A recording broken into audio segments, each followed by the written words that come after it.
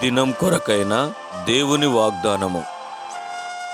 నా సన్నిధిని కన్నీరు విడిచితివి గనుక నీ మనవి నేను ఆలకించితిని. 2 దినవృత్తాంతములు రాసిన గ్రంథము 34వ అధ్యాయము 27వ వచనము.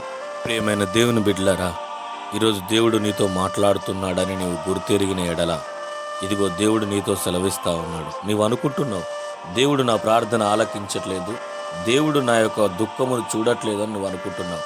కానీ జీవము గల యేసయ్య సెలవిస్తా ఉన్నాడు, ఇదిగో నీవు నా సన్నిధిలో కన్నీరు విడుచుట నేను చూశాను, నీ ప్రార్థన నేను ఆలకించాను, ఖచ్చితంగా నేను నిన్ను బాగు చేస్తానని సెలవిస్తా ఉన్నాడు. ఈ వాగ్దానాన్ని నమ్మినట్లయితే ప్రార్థన చేద్దాం.